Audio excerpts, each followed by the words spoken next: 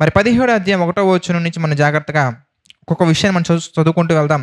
6 దినములైన తర్వాత యేసు పేతురును, యాకోబును, అతని సహోదరుడైన యోహానును వెంటబెట్టుకొని ఎత్తైన ఒక కొండ మీదకి ఏకాంతముగా పోయి వారి ఎదుట రూపాంతరం పొందెను. మీరు గమనించినట్లయితే 12 మంది అపోస్తలులు ఉన్నప్పుడు ఆయన వెంబడించేవారు అనేక మంది ఉన్నప్పటికీ యేసుక్రీస్తు వారు ప్రత్యేకంగా పేతురుని, యాకోబుని, యోహాను గారిని యేసుక్రీస్తు వారు ప్రత్యేకంగా యాకోబుని, పేతురుని, యోహాను గారిని ఎందుకు వెంటబెట్టుకెళ్లారనేది ఒక అద్భుతమైనటువంటి ప్రశ్న. అయితే ఈ ప్రశ్నని కనుక మనం జాగ్రత్తగా బైబిల్‌లో నుంచి కొన్ని పాయింట్స్‌ని మనం జాగ్రత్తగా స్టడీ చేసినట్లయితే, అంటే దేవునికి పక్షపాతం ఉందా అనే విధంగా కూడా కొంతమంది కొన్ని ప్రశ్నలు రేకెత్తిస్తూ ఉంటారు, లేవనెత్తుతూ ఉంటారు. అయితే దేవునికి పక్షపాతం ఏమీ లేదండి. దేవుడు లోకమును ఎంతో ప్రేమించెను. లోకములో ప్రతి ఒక్కరు ఉన్నారు. ప్రతి ఒక్కరిని దేవుడు ఎంతగానో ప్రపంచంలో ఉన్న ప్రతి ఒక్కరిని ప్రేమించారాయన. అయితే దేవుడు మనల్ని ప్రేమిస్తున్నారు. ఇక్కడ వరకు క్లియర్. ఇందులో మనకి ప్రత్యేకంగా సందేహం ఏం అవసరం లేదండి. నన్ను దేవుడు ప్రేమించట్లేదంటారా? అయితే ఒక మాట మనం బైబిల్‌లో చూస్తే, మీరు చెప్పండి దేవుడు మిమ్మల్ని ప్రేమిస్తున్నారో లేదో. మత్తయి సువార్త మనం గమనించినట్లయితే గనక 5వ అధ్యాయంలో మనం గమనించామనుకోండి. మత్తయి సువార్తలో 5వ అధ్యాయంలో మనం చూస్తే 45వ వచనం మనం చూద్దాం. 45వ వచనం మనం చూస్తే, ఆయన చెడ్డవారి మీదను మంచివారి మీదను తన సూర్యుని ఉదయింపజేసి నీతిమంతుల మీదను అనీతిమంతుల మీదను వర్షమును కురిపించుచున్నాడు. ఒకవేళ దేవుడు నిన్ను ప్రేమించకపోయినట్లయితే, నువ్వు చెడ్డవాడిగా ఉన్నప్పుడు అందరి మీద సూర్యుడు వస్తున్నాడు, అప్పుడు నీ మీద మాత్రం రాడు. ఒకవేళ నువ్వు అనీతిమంతుడుగా ఉన్నట్లయితే కనుక, మనందరం కూడా నీతిమంతులు ఏం కాదు ప్రియులారా. ప్రభువులోకి వచ్చిన తర్వాత, క్రీస్తు రక్తంలో కడగబడిన తర్వాత మనందరం నీతిమంతులుగా మార్చబడుతూ ఉన్నాం కనుక, మన నీతిమంతులుగా ఉన్న సందర్భాల్లో మరి వర్షం మన మీద పడకుండా మిగిలిన వాళ్ళ మీద పడాలి కదా, లేదా నీతిమంతులు ఎవరైతే ఉన్నారో వారి మీదనే కురవాలి కదా.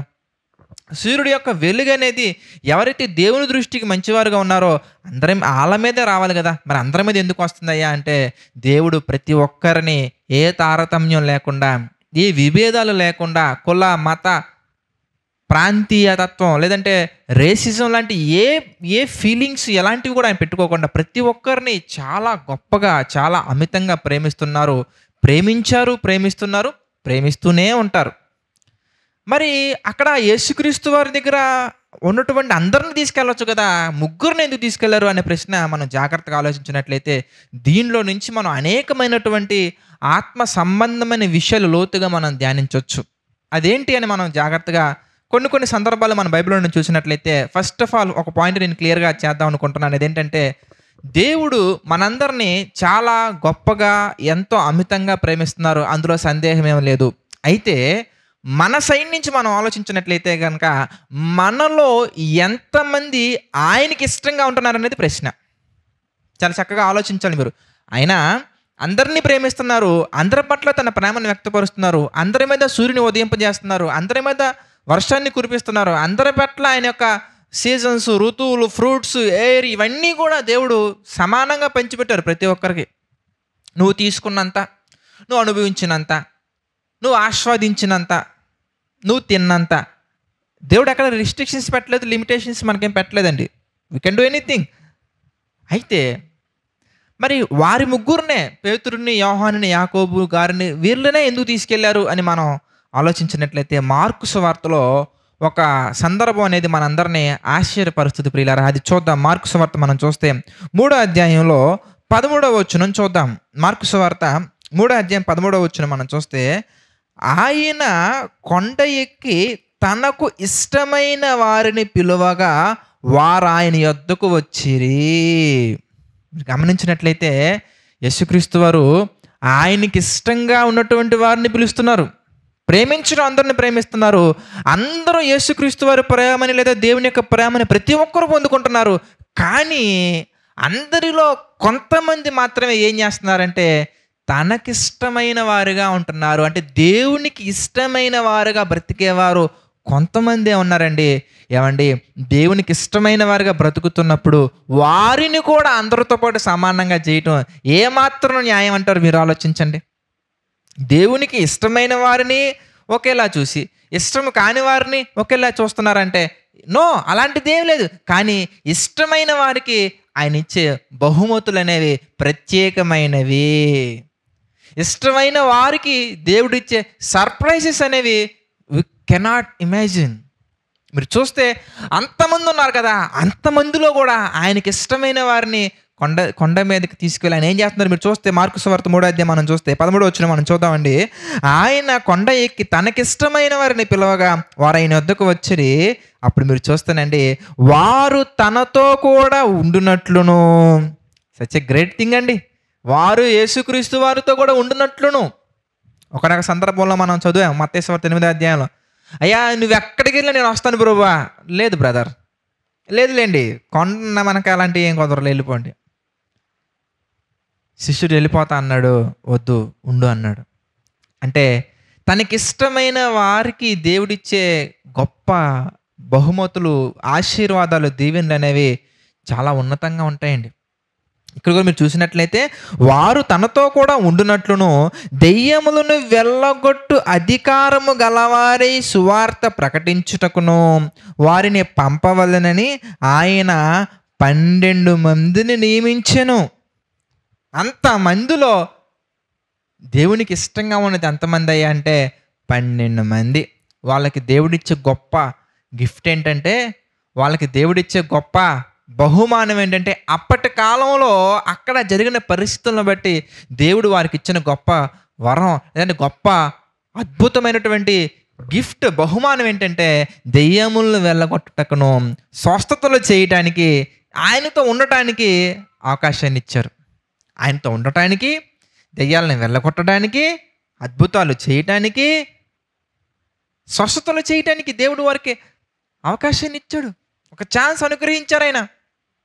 అలాగే అక్కడ ఉన్నటువంటి 12 మందిలో కూడా మనం గమనించినట్లయితే, అక్కడ ఉన్న 12 మందిలో కూడా మళ్ళీ 3 దేవుడు గొప్పగా ప్రేమించి వారికి మరొక సర్ప్రైజ్, మరొక ఆశ్చర్యాన్ని కలిగించే సంగతి, మరొక అద్భుతమైనటువంటి దీవెన, మరొక ధన్యత ఏంటి అనగానే యేసుక్రీస్తు వారు రూపాంతరము పొందే సందర్భము.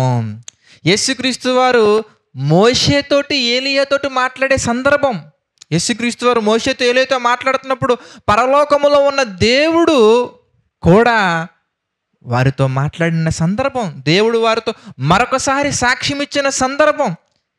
ఈ దర్శనాన్ని ఎవరికి చూసే ధన్యత వచ్చిందయ్యా అంటే, అక్కడ ఆ ప్రాంతంలో కొన్ని లక్షల మంది, కొన్ని కోట్ల మంది ఉన్నారని మనం అనుకుంటే, క్యాల్కులేషన్స్ నాకు తెలియదండి, నెట్లో కొట్టుకొని వస్తాయి కావాలంటే, but lot of people, lakhs, millions, చాలామంది ఉన్నారు.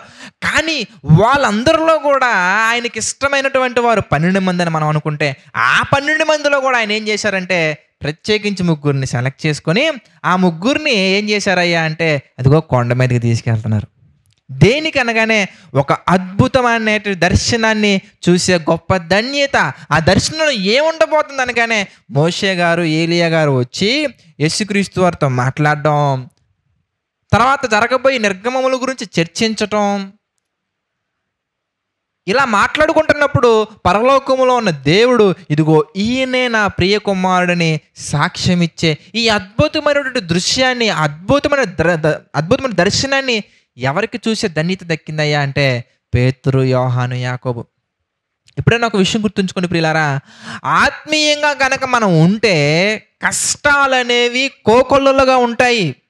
అదేవిధంగా ఆశ్చర్యకరమైనటువంటి ఆత్మ సంబంధమైన దీవెనలు కానీ, ఆత్మ సంబంధమైన అనుభవాలు కానీ వర్ణన అతీతము, వర్ణించడానికి దొరకవండి.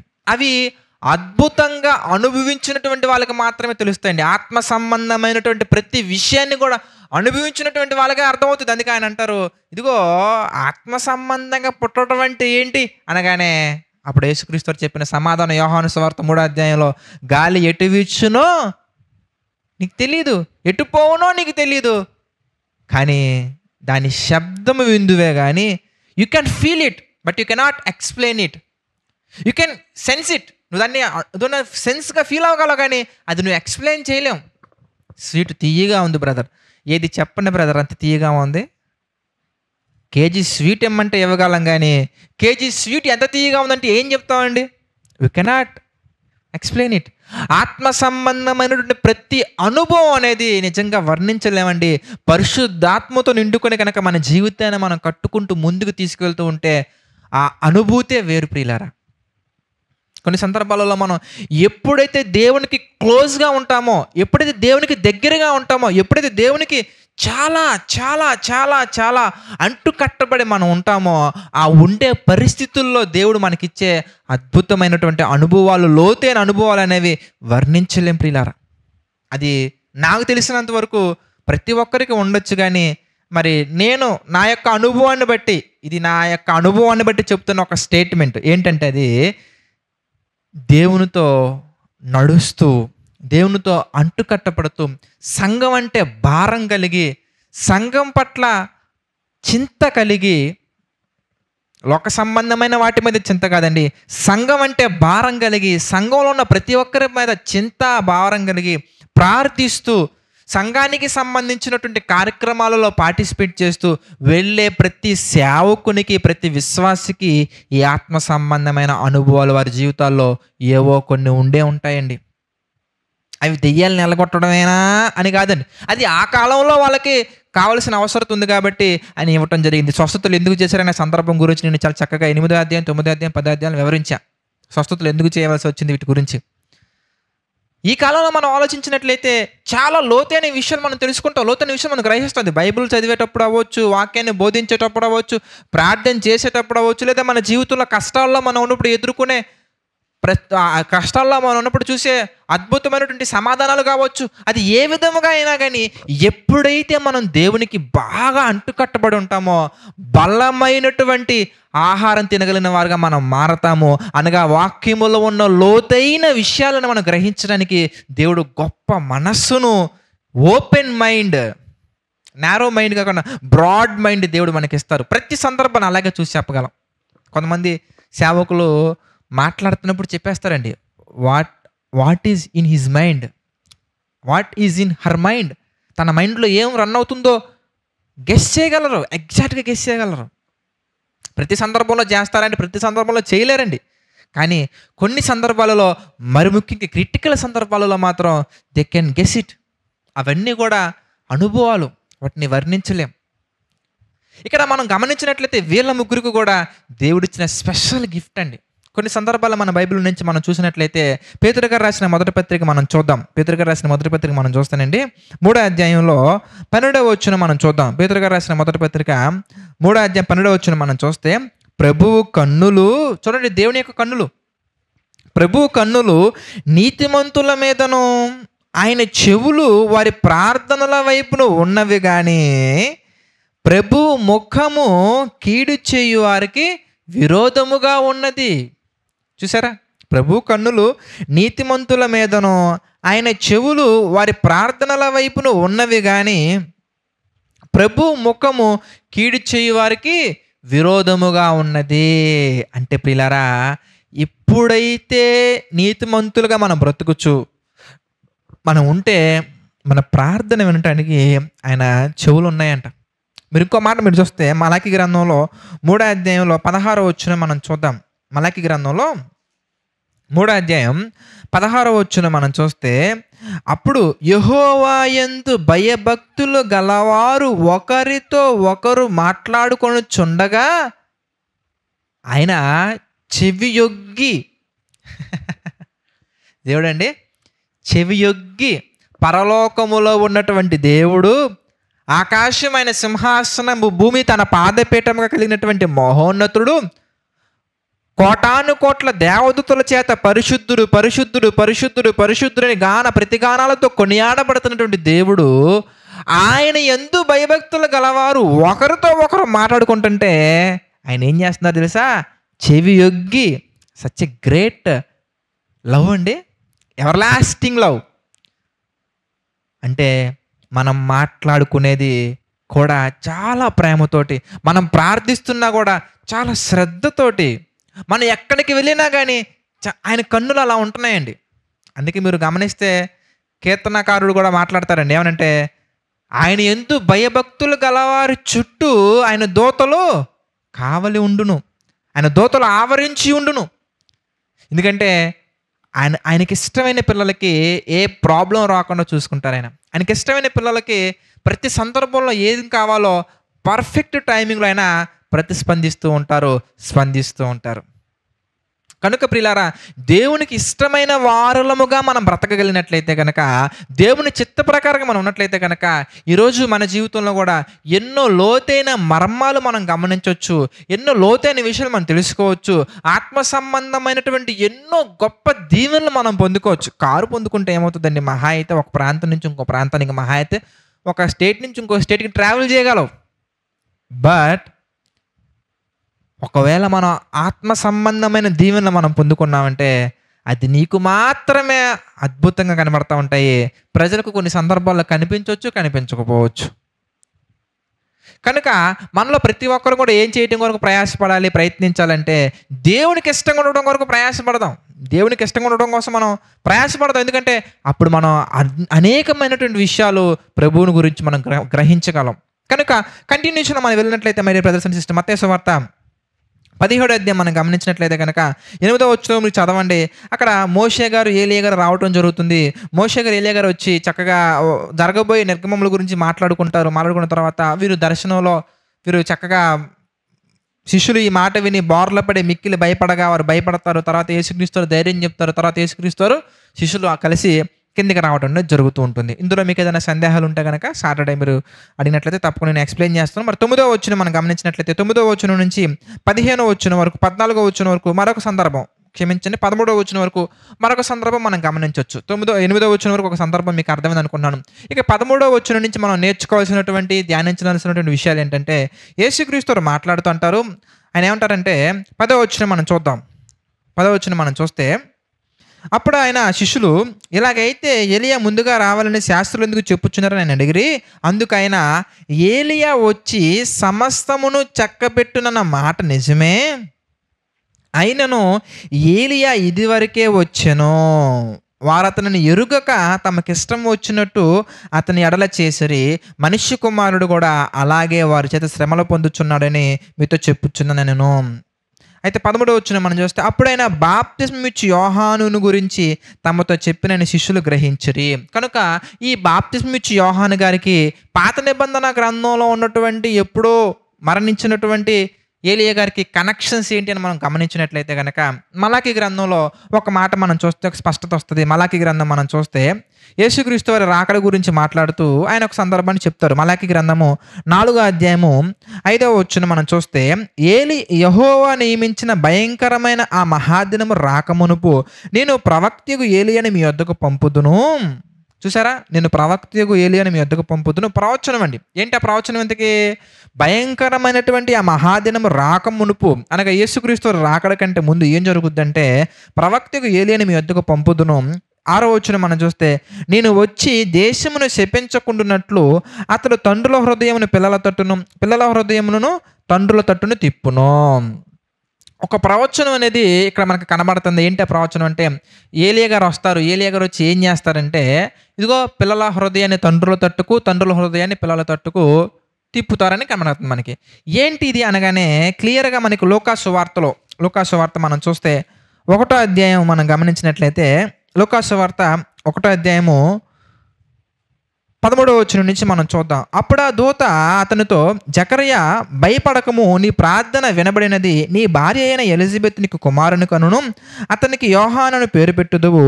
అతడు ప్రభు దృష్టికి గొప్పవాడే, ద్రాక్షారసమైనను మద్యమైనను త్రాగక తన తల్లి గర్భమును పుట్టినది మొదలుకొని పరిశుద్ధాత్మతో నిండుకున్న వాడే, ఇజ్రాయేలీలో అనేకులకు ప్రభు అయిన వారి దేవుని వైపుకు తిప్పును. మరియు అతడు తండ్రుల హృదయమును పిల్లల తట్టుకును, అవిధేయులను నీతిమంతుల జ్ఞాపమును అనుసరించుటకు తిప్పి ప్రభువు కొరకు ఆయత్తపడిన ప్రజలను సిద్ధపరచుటకే ఏలియా యొక్క ఆత్మయు శక్తియు గలవాడై ఆయనకు ముందుగా వెళ్ళును. అంటే ఏలియా రావడం అంటే మరణించినటువంటి ఏలియా బూమ్ అని చెప్పేసి మరొక జన్మతో రావటం కాదండి. ఏలియాకున్నటువంటి ఆత్మ, ఏలియాకున్నటువంటి స్వభావం కలిగి ఒక వ్యక్తి పుడతారు. ఆ వ్యక్తి ఏం చేస్తారంటే, అవిధేయులను నీతిమంతులు తట్టుకును, అనగా తండ్రుల హృదయాలను పిల్లల తట్టుకును, పిల్లల హృదయాన్ని తండ్రుల తట్టు కంటే మరి కరెక్ట్ పాత్రలో తీసుకెళ్ళడానికి, దేవుని కొరకు సరైన మార్గంలో నడిపించడానికి, ఆయన మార్గాన్ని సరళం చేయటం కొరకు ఒక వ్యక్తి వస్తారు. ఆ వ్యక్తి ఎలాంటి క్యారెక్టరిస్టిక్స్ కలిగి ఉంటారయ్యా అంటే, ఏలియా యొక్క క్యారెక్టరిస్టిక్స్ కలిగి ఉంటారు. అంటే అక్కడ మలాకి గ్రంథంలో చెప్పబడుతున్నటువంటి ప్రవచనం ఎవరి గురించి మాట్లాడుతున్నారు? ఎందుకంటే బాప్తిస్మం ఇచ్చి యోహాను గారి గురించి మాట్లాడుతున్నటువంటి సందర్భం. ఆ సందర్భం గురించి అప్పటి కాలంలో ఉన్నటువంటి శాస్త్రులు, పరిసయ్యులు, సద్దుకులు వీళ్ళు ఏం చేస్తున్నారంటే, ఇంకా ఆయన వస్తాడేమో అని ఎదురు చూస్తూ ఉన్నారు. యేసుక్రీస్తు వారు కంటి ముందు కనబడుతున్నా కానీ, యేసుక్రీస్తు వారు చేస్తున్నటువంటి సూచక్రియలు కంటి ముందు కనబడుతున్నా కానీ, ఇంకా యేసుక్రీస్తు వారు వస్తారని ఏ విధంగా ఎదురు చూస్తున్నారో, అలాగే బాప్తిస్మం ఇచ్చి యోహాను గారు ఇంకా వస్తారని చెప్పి ఎదురు చూస్తున్నారు. కానీ బాప్తిస్మం ఇచ్చి యోహాను గారు వచ్చారు. ఏలియా యొక్క శక్తియు, ఏలియా యొక్క ఆత్మయు కలిగి అనేకమైనటువంటి పనులు చేసి క్రీస్తు యొక్క మార్గాన్ని సరళపరచడం జరిగింది. ఆయన మరణించడం కూడా జరిగింది. బట్ వాళ్ళు ఇంకా నిద్ర లేగలేదన్నమాట. ఎవరు? అక్కడ ఉన్నటువంటి ఆ కాలంలో ఉన్నటువంటి ప్రజలు, మరి ముఖ్యంగా శాస్త్రులు. అదే విషయం యేసుక్రీస్తు వారు వీళ్ళకి చెప్తున్నారు. శిష్యులకి ఏమని చెప్తున్నారంటే, ఇగో ఏ బాప్తిస్మం ఇచ్చి యోహాను గారి గురించే అనే విషయాన్ని వీళ్ళు తర్వాత గ్రహించారు. అయితే యేసుక్రీస్తు వారు చాలా చక్కగా క్లియర్గా, ఏలియా వస్తారన్న మాట నిజమే, ఆయన వచ్చాడు. వచ్చిన తర్వాత ప్రజలందరూ కూడా వారికి ఇష్టం వచ్చినట్టు ఆయన ఎడల చేశారు. అదేవిధంగా మనిషి కుమారుని ఎడల కూడా చేస్తారని చెప్పేసి మాట్లాడడం జరిగింది. కనుక ఇంతకీ ఏలియా ఎవరు ఇంతకీ అనగానే, ఇక్కడ మాట్లాడుతున్న ఏలియా ఇంతకీ ఎవరో? బాప్తిస్మం ఇచ్చి యోహాను గారు. మనం ఎలా కన్ఫర్మ్ చేయొచ్చు? ఇంతకీ లూకాసు వార్తలో మనం చదువుకున్న సందర్భాన్ని బట్టి, అలాగే మలాకి గ్రంథంలో మనం చదువుకున్న సందర్భాన్ని బట్టి ఇక్కడ మనకి చాలా చక్కగా డైరెక్ట్గా ఇచ్చేశారు. ఏమని? ఇంతకీ ఏలియా అనగానే బాప్తిస్మం ఇచ్చి యోహాను గారి గురించి అని వాళ్ళకి తర్వాత అర్థమైంది. Praise God. ఇక మనం 14వ వచనం నుంచి కనుక మనం జాగ్రత్తగా గమనించినట్లయితే ప్రియులారా, 14వ వచనం నుంచి 23వ వచనం వరకు మరొక కాంటెక్స్ట్. ఈ కాంటెక్స్ట్ గురించి కూడా మనం గమనించినట్లయితే కనుక ఇవన్నీ కూడా మీరు చాలా చక్కగా ధ్యానించాలి. వినడం మాత్రమే కాదు, ఈ సబ్జెక్ట్ అయిపోయిన తర్వాత, ఈ సెషన్స్ అన్నీ అయిపోయిన తర్వాత మీరు రెగ్యులర్గా మళ్ళీ మీరు కుదిరితే మళ్ళీ ఒకసారి విని చాలా చక్కగా ప్రతి పాయింట్ నోట్ చేసుకోండి. మీకు ఎలాంటి సందేహం వచ్చినా కానీ చాలా చక్కగా ఏమాత్రం కూడా నిర్మోహమాటంగా మీరు అడగండి. మొహమాట ఏం పడకండి. ఈ ప్రశ్న అడిగితే బ్రదర్ ఏమనుకుంటారో, ఈ ప్రశ్న అడగవచ్చా లేదా, అలాంటి ఏం వద్దండి. చాలా చక్కగా మీకు వచ్చిన ప్రతి ప్రశ్నను అడగండి.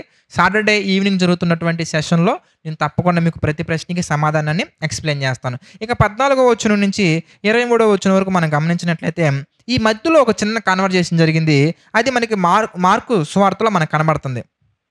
ఫస్ట్ 14వ వచనం మనం చూద్దాం. మత్తయి సువార్త 17:14వ వచనం మనం చూస్తే, వారు జనసమూహమునొద్దకు వచ్చినప్పుడు ఒకడు ఆయన యొద్దకు వచ్చి ఆయన ఎదుట మోకాల్లోని, ప్రభువా, నా కుమారుని కరుణింపుము, వాడు చాంద్ర రోగి అయి మిక్కిలి బాధపడుచున్నాడు, ఏలయనగా అని ఒక వ్యక్తి గురించి మాట్లాడుతున్నట్టుగా మనం గమనించవచ్చు. అయితే ఈ సందర్భం కంటే ముందు ప్రతి చోట కూడా యేసుక్రీస్తు వారిని ఏ విధంగా చిక్కుల్లో పడేయాలి, యేసుక్రీస్తు వారిని ఏ విధంగా అనేక రకాల కోణాలలో ఇరికించాలని చెప్పేసి ప్రయాసపడేవారు చక్కగా ఉన్నటువంటి వాళ్ళు మనకు కనబడుతున్నారు. వారు ఎవరు? ఎందుకంటే పరిసయ్యులు, అలాగే శాస్త్రులు, వీళ్ళందరూ మనకు కనబడతా ఉన్నారు. వీళ్ళ క్యారెక్టర్ అంతే. మీరు బాగా గుర్తుంచుకోవాలి. ఎంత మంచి చెప్పినా కూడా దాన్ని గ్రహించకుండా ముంచటం కొరకు చూసేవాళ్ళు చాలామంది ఉంటారు. వాళ్ళు ఎప్పుడు మన వెంటే ఉంటారు. అందుకే మనం బాగా గుర్తుంచుకోవాలి. మనల్ని ఫాలో అవుతున్న ప్రతి ఒక్కరు కూడా మన క్షేమం కోరేవాళ్ళు కాదు. మన వెంట ఉండే ప్రతి ఒక్కరు కూడా మన మంచి కోరి ఉండేవాళ్ళు కాదు. మనల్ని ముంచటం కొరకు వచ్చేవాళ్ళు ఉంటారు. మనల్ని ముంచటం కొరకు మనల్ని ఫాలో అయ్యే వాళ్ళు ఉంటారు. మనం ఎక్కడ దొరుకుతామని ఎదురు చూసేవాళ్ళు ఎప్పుడు మనతోనే ఉంటూనే ఉంటారు. కనుక జరుగుతున్నటువంటి వాటి భావాన్ని మనం గ్రహించాలంటే వారు చెప్పే మాటలను బట్టి కాదు, దేవుని యొక్క మహాజ్ఞానాన్ని దృష్టిలో ఉంచుకోవాలి. మనతో మంచిగా మాట్లాడే ప్రతి వారు అనేక రకాలైనటువంటి చక్కటి మాటలు మన ఎడల మన గురించి మాట్లాడుతూ ఉంటారు. కానీ ఆ చక్కటి మోసాలలో చిమ్మ చీకటి మోసం ఉంటుంది. ఆ చక్కటి మాటల్లో ఏముంటుంది? చిమ్మ చీకటి మోసం ఉంటుంది. మనల్ని మోసపరచుటకే చక్కటి మాటలు మాట్లాడేవాళ్ళు చాలామంది ఉంటారు. అలాంటి వారిలో ఈ పరిసయ్యులు, శాస్త్రుల టైపు చాలామంది మనకు కనబడతా ఉంటారు. అదేవిధంగా యేసుక్రీస్తు వారు ఎక్కడికి వెళ్ళినా కానీ wear ever he goes they following. ఎందుకు అంటే దే ఆర్ ఫాలోయింగ్. ఎందుకు అంటే యేసుక్రీస్తు వారిని ఇరికించాలి, యేసుక్రీస్తు వారిని శోధించాలి, యేసుక్రీస్తు వారిలో తప్పు పట్టాలని వెతుకుతూ ఉండేవాళ్ళు. అప్పటి కాలంలోనే కాదండి, ఇప్పటి కాలంలో కూడా చాలామంది చక్కగా ప్రయాసపడుతున్నారు. ఒక పాము ఒక పెద్ద కప్పని తిన్న తర్వాత ఏ విధంగా కదలకుండా అలా వెళ్తూ ఉంటుందో, అదేవిధంగా వారు కదలలేని పరిస్థితుల్లో ఉన్నా, వారికి అనేక రకాల పనులు ఉన్నా, పనులన్నీ మానుకొని మరి యేసు ప్రభువు వారు వెనకాల తిరుగుతున్నారంటే ఎంత భక్తో అనుకోకూడదు మనం. మొన్న ఎవరో ఒక సిస్టర్ గారు, బ్రదరో మాట్లాడుతున్నారు. అబ్బా! ఈ బ్రదర్ గనక బైబిల్ నేర్చుకుంటేనా అద్భుతంగా ఉంటది అంటారు. బైబిల్ నేర్చుకున్నోళ్ళు అలా ఉండరు ఫస్ట్. ఎందుకంటే యేసుక్రీస్తు వారిని నాకు తెలిసి శిష్యుల కంటే కూడా బాగా ఈళ్ళు బాగా ఫాలో అవుతుంటారు శాస్త్రులు, పరిసయ్యులు. దేనికి? శిష్యుల్లాగా బైబిల్ నేర్చుకొని పాటించడం కోసం గాదు. దేనికనగానే యేసుక్రీస్తు వారిని శోధించటానికి, యేసుక్రీస్తు వారిని ఇరుకున పెట్టడానికి, యేసుక్రీస్తు వారిని ఇబ్బందులు పాలు చేయటానికి, యేసుక్రీస్తు వరకు ఉన్నటువంటి ఆ కీర్తి వ్యాపించకుండా ఆపటానికి, వీరు పాపాన్ని కనడానికి దురాశ గర్భం ధరించి పాపమును గనగా పాపం పరిపక్వమై మరణాన్ని గనును. అలాగే వీరు పాపంతో నిండుకొని, దురాశ కలిగి పాపంతో నిండుకొని మరణాన్ని కంటానికి వీళ్ళు చాలా ప్రసవ వేదన పడుతూ ముందుకు వెళ్తూనే ఉంటారన్నమాట వీళ్ళు. అదే సందర్భం మనం మార్కు సువార్త మనం చూస్తే మనకి స్పష్టత వస్తుంది. మార్కు సువార్తలో 9వ అధ్యాయం మనం గమనించినట్లయితే 14వ వచనం మనం చూద్దాం.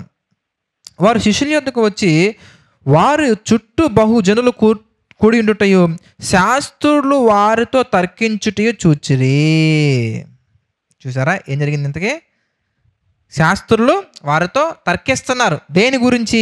వెంటనే జనసమూహం అంతయు ఆయన చూచి మిగులు విభ్రాంతి నొంది ఆయన యొద్దకు పరిగెత్తుకొని వచ్చి ఆయనకు వందనము చేసిరి. అప్పుడు ఆయన, మీరు దేని గురించి వారు తర్కించుచున్నారని వారు అడగగా, జనసమూహములలో ఒకడు, బోధకుడా, మొగదెయ్యము పట్టిన నా కుమారుని యొద్దకు తీసుకుని వచ్చి అది ఎక్కడ వానిని పెట్టునో అక్కడ వాడిని పడద్రోయును. అప్పుడు వాడు నురుగు కార్చుకొని పండ్లు కొరుకుకొని మూర్ఛులను దానిని వెళ్ళగొట్టుడని నీ శిష్యులకు అడిగితేనే కానీ అది వారి చేత కాలేదని ఆయనతో చెప్పాను అని మాట్లాడారు. అంటే ఒక దెయ్యం పట్టినటువంటి వ్యక్తిని అతనిలో నుంచి ఒక దెయ్యాన్ని బయటికి వెళ్ళగొట్టలేకపోయారు. వెళ్ళగొట్టలేకపోయేసరికల్లా వీరంతా ఏం చేశారు? ఇంతకీ శాస్త్రులు అంతా కూడా చక్కగా ఒక పెద్ద తర్కాన్ని పెట్టి అక్కడ ఒక పెద్ద డిస్కషన్ని ఫామ్ చేశారు. కనుక ఇలాంటి వారు మనతో ఎప్పుడూ ఉంటూనే ఉంటారు కనుక మనం వారిని పట్టించుకోకుండా మన పని మనం చేసుకుంటూ వెళ్ళిపోతూ ఉండాలి. దేవుడు మనకి ఏదైతే ఆజ్ఞాపించారో, దేవుడు మనకి ఏదైతే బాధ్యతలు అప్పగించారో, దేవుడు మనకి ఏ పనులు అయితే అప్పగించారో ఆ పనులు మనం చేసుకుంటూ ముందుకు వెళ్ళిపోవాలి. కానీ ఎవరిని మనం పట్టించుకోవాల్సిన అవసరం లేదు. మరి ముఖ్యంగా మనల్ని ఇబ్బంది పెట్టేవారిని, మరి ముఖ్యంగా దేవుని యొక్క కార్యాన్ని ఆటంకపరచడం కొరకు ఎదురు చూసేవారిని ఎప్పుడు మనం పట్టించుకోవాల్సిన అవసరం లేదు. పాము వలె వివేకంగా ఉండాలి, పావురము వలె నిష్కపటంగా ఉండాలి. అలాంటి వారు మన కుటుంబంలోనే ఉండొచ్చు, మన స్నేహితులనే ఉండొచ్చు, మన బంధువులనే ఉండొచ్చు, మన ఆప్తులనే ఉండొచ్చు, ఎక్కడైనా ఉండొచ్చు అండి. ఎలాంటి పరిస్థితులనైనా ఉండొచ్చు. కనుక ప్రియులారా, మనం ఎప్పుడు పడిపోతామని చూస్తూ ఉంటారు. మనం పడిపోయినప్పుడు మాట్లాడతారండి వాళ్ళు. మంచిగా ఉన్నప్పుడు మాట్లాడరు. మనం పడిపోయిన తర్వాత అనేక రకాలుగా మాట్లాడుతూ ఉంటారు. కనుక మనం చాలా శ్రద్ధ కలిగి, పాముల వలె వివేకంగా, పావురం వలె నిష్కపటమైన హృదయం కలిగి మనం ముందుకు కొనసాగాలి. ఇక్కడ మనం గమనించినట్లయితే శిష్యులు ఎందుకు వెళ్ళగొట్టలేకపోయారు అని ఒక ప్రశ్న మనకి రావచ్చు. ఆ ప్రశ్న వాళ్ళకే వచ్చింది. అప్పుడు వారు అడుగుతున్నారు ఏమనే ప్రశ్న ఇంతకీ అని మనం గమనించినట్లయితే కనుక 19వ వచనం మత్తయి సువార్త 17వ అధ్యాయము 19వ వచనం మనం చూస్తే, తర్వాత శిష్యులు ఏకాంతముగా యేసునొద్దకు వచ్చి మేము ఎందుచేత దానిని వెళ్ళగట్టలేకపోతామని అడిగిరి. అయితే అప్పుడు యేసుక్రీస్తు వారు చెప్పిన సమాధానం మనం చూద్దాం. యేసుక్రీస్తు వారు సమాధానం కంటే కూడా ముందు ఇక్కడ మనం ఆత్మ సంబంధమైనటువంటి ఒక టాపిక్ మనం నేర్చుకోవాలి. ఏంటి ఆ టాపిక్ అంటే, ఒక విషయం గమనించండి my dear brothers and sisters.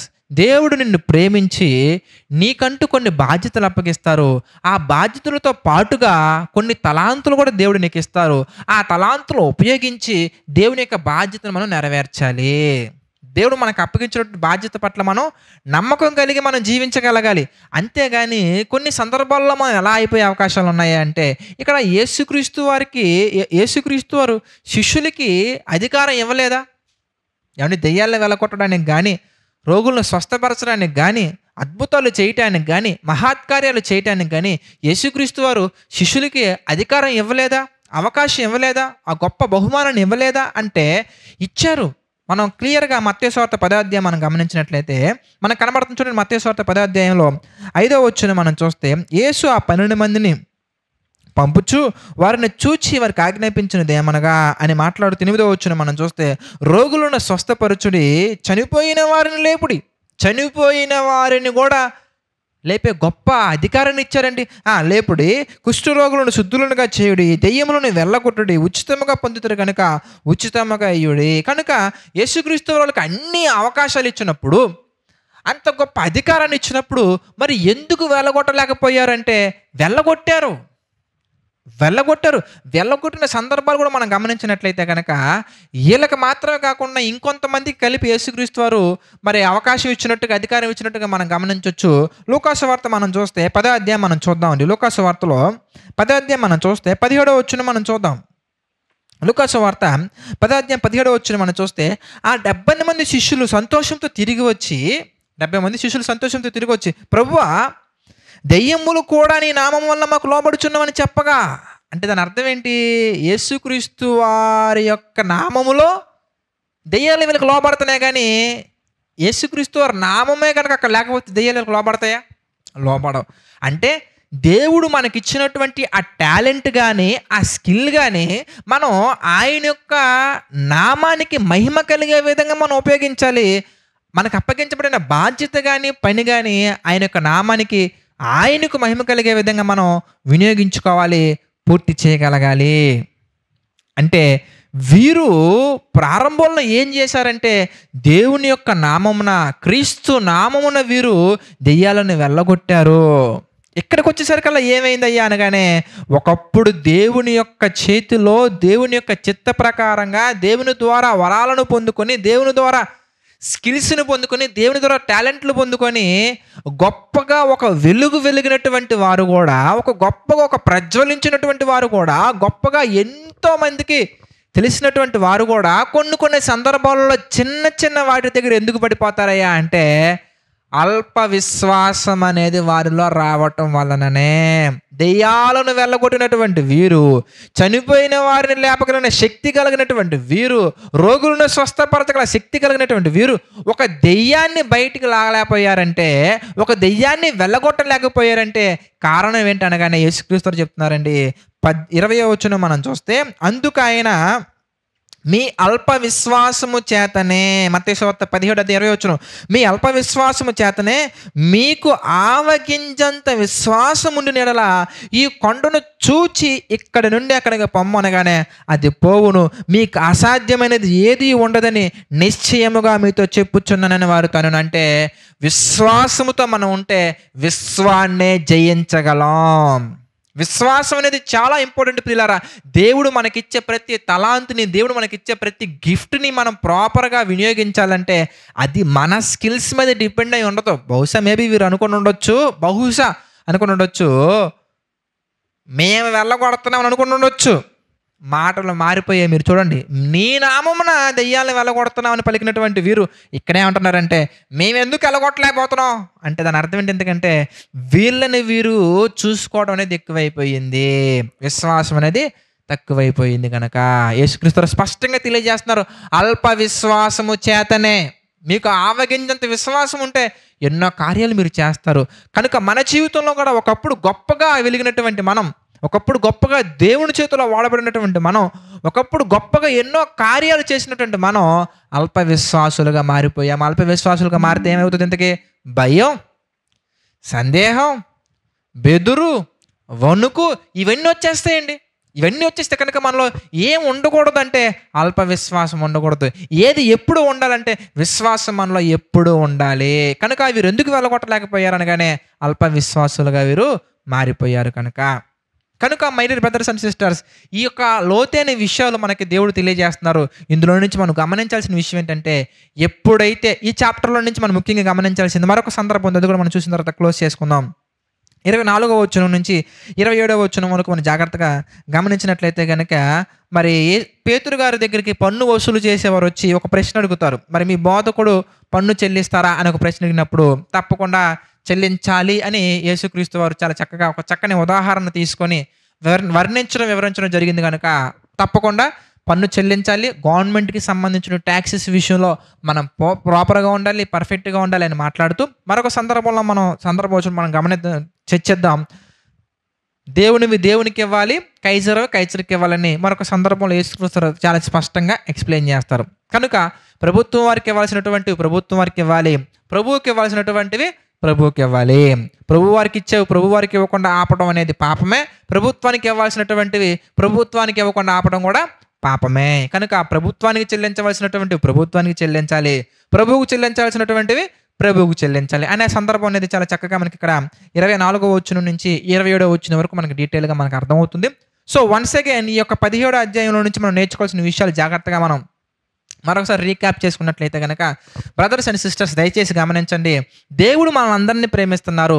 అయితే మనం కనుక దేవునికి ఇష్ట ప్రకారంగా ఉంటే, దేవునికి ఇష్ట ప్రకారంగా ఉన్నప్పుడు ఆయన మనల్ని ప్రేమించినంత కంటే అద్భుతంగా మనల్ని ప్రేమించి, అద్భుతమైన మేలులు మన జీవితంలో చేసి, అనేకమైనటువంటి ధన్యతలను దేవుడు మనకిస్తారు. అలాంటి వాటిల్లో ఒకటి వీరు పొందుకున్నట్టుగా మనం గమనించాము. పేతురు, యోహాను, యాకోబు గారు. అదేవిధంగా మరి ఏలియా గారి గురించి కూడా మాట్లాడుతూ, రాబో ఏలియా అనగానే ఎవరనే ఒక ప్రశ్న అప్పటి కాలంలో చాలామందికి ఉంటుంది. అది బాప్తిస్మిచ్చు యోహాను గారు అనే విషయం మనకి స్పష్టత అయిపోయింది. అదేవిధంగా మనం గమనించినట్లయితే మరి శిష్యులలో కూడా ఎందుకు మరి దేవుని చేత అధికారం పొందబడినప్పటికీ ఎందుకు చేయలేకపోయారయ్యా అంటే, వారిలో కలిగిన అల్ప విశ్వాసం వలననే. మనం కూడా దేవుని వల్ల అధికారం పొందుకొని ఉంటాము.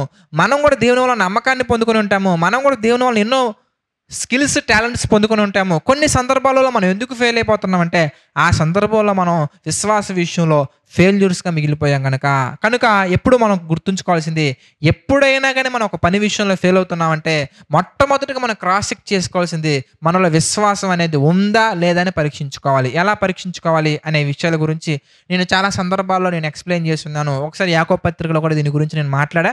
ఒకసారి యాకోబు పత్రిక మీరు ఒకసారి చదివినట్లయితే గనక, ఒకసారి యూట్యూబ్‌లో ఉన్న వీడియోస్ మీరు చూస్తే మీరు చాలా చక్కగా అర్థం చేసుకుంటారు. అదేవిధంగా మరి ప్రభుత్వానికి చెల్లించవలసినటువంటి ప్రభుత్వానికి చెల్లించాలి, ప్రభువుకు చెల్లించవలసినటువంటి ప్రభువుకు చెల్లించాలి అనే విషయాలు ఇవన్నీ కూడా ప్రభు కృపను బట్టి చాలా చక్కగా మనం ధ్యానించడం జరిగింది. ఇంకా మీకేమైనా సందేహాలు ఉంటే కనుక 17వ అధ్యాయంలో తప్పకుండా మీరు సాటర్డే పెట్టే సెషన్‌లో మీరు అడగండి. వన్స్ అగైన్ మళ్ళీ రిమైండ్ చేస్తున్నాను. సాటర్డే మీకు డౌట్స్ సెషన్ అనగా క్వెషన్ అండ్ ఆన్సర్ సెషన్ ఉంటుంది. సండే ఎగ్జామ్ ఉంటుంది. సండే ఎగ్జామ్‌లో గనక 20 మార్కులకు పెట్టే ఆ ఎగ్జామ్‌లో గనక 20 మార్కులు ఎవరైతే తెచ్చుకుంటారో, అలా 3 వారాలు ఎవరైతే తప్పకుండా తెచ్చుకుంటారో వారికి ప్రభు కృపను బట్టి ఒక బహుమానం అనేది జేసీ చర్చ్ తరపున ఇవ్వాలని ఆశ కలిగి ఉన్నాం కనుక ఈ యొక్క అవకాశాన్ని కూడా వినియోగించుకోండి. ప్రతి ఒక్కరు మార్నింగ్ ప్రేయర్స్‌లో పార్టిసిపేట్ చేయండి. ప్రభు యొక్క నామానికి మహిమకరంగా ప్రతి ఒక్కరు బ్రతకవలసిందిగా మనవి చేస్తూ ఇంతటితో నా ఈ మాటలు ముగిస్తున్నాను. ప్రార్థన చేసుకుందామని ప్రతి ఒక్కరు తలలో ఉంచి ప్రార్థనలో ఏకీభవించండి. ప్రార్థన. దయగల తండ్రి, ప్రేమగల దేవ, పరిశుద్ధుర, మహోన్నతుడ, అనేకమైన విషయాలు మాకు తెలియచేసి మీ చిత్త ప్రకారంగా నడిపిస్తూ మమ్మల్ని ముందుకు కొనసాగిస్తున్నందుకు కృతజ్ఞతాస్తుతులు చెల్లించుకున్నాం తండ్రి. మమ్మల్ని అందరినీ మీరు దీవించండి, ఆశీర్వదించండి ప్రభువా. తండ్రి, మీ యొక్క నామానికి మహిమకరంగా ప్రతి ఒక్కరు కూడా మా తండ్రి బలపడినట్లుగా, దీవించబడినట్లుగా, స్థిరపడినట్లుగా మాకు సహాయం చేయండి తండ్రి. ఆర్థిక, ఆరోగ్య, మానసిక సమస్యల్లో తండ్రి కృంగిన ప్రతి ఒక్కరిని మీరు జ్ఞాపకం చేసుకోండి. ప్రతి ఒక్కరికి మీ కృప తోడుగా ఉంచి నడిపించండి, సహాయం చేయండి తండ్రి. ప్రభా, ప్రతి ఒక్కరు కూడా తండ్రి మీ యొక్క చిత్తానికి విధేయులుగా ఉంటూ ముందుకు కొనసాగుటకు మాకు సహాయం చేయండి ప్రభువా. ఈ యొక్క పరిచర్యలో తండ్రి ఆర్థికంగా సహకారులుగా నిలబడుతున్న ప్రతి ఒక్కరిని మీరు జ్ఞాపకం చేసుకోండి. ప్రతి ఒక్కరికి మీ కృప తోడుగా ఉంచి నడిపించండి, సహాయం చేయండి తండ్రి. ప్రభువా, ఈ యొక్క పరిచర్య నిమిత్తం ప్రార్థిస్తున్న వారిని ప్రత్యేకించి జ్ఞాపకం చేసుకోండి. వారిని కూడా మా తండ్రి మీ చిత్త ప్రకారంగా దీవించండి. అదేవిధంగా తండ్రి, నమ్మకంగా యథార్థంగా పరిచర్య చేస్తున్న ప్రతి ఒక్కరిని మీరు పేరు పేరున జ్ఞాపకం చేసుకోండి. వారి పరిచర్యను మీరు దీవించండి. వారి యొక్క ఆత్మీయ జీవితాన్ని బలపరచండి తండ్రి. వారి కుటుంబాలను మీరు ఆశీర్వదించండి తండ్రి. అదేవిధంగా ప్రభువా, ఈ యొక్క పరిచర్యలు తండ్రి కొరతగా ఉన్న ప్రతి ఒక్కటి మీ చిత్త ప్రకారం జ్ఞాపకం చేసుకుని తండ్రి, ప్రతి ఒక్కటే తండ్రి మీ చిత్త ప్రకారంగా తండ్రి అనుగ్రహించండి, అందించండి, నడిపించండి. సమస్త మహిమ, ఘనత, ప్రభావాలు మీకే చెల్లించుకుంటూ ప్రతిదీ మీ చిత్త ప్రకారంగా జరిగించమని వేడుకుంటూ మా ప్రభువును రక్షకుడైనటువంటి యేసుక్రీస్తు వారి పేరిట ఈ యొక్క ప్రార్థనను అడిగి వేడుకొనుచున్నాము తండ్రి. ఆమెన్. అందరికీ వందనాలండి. God bless you all.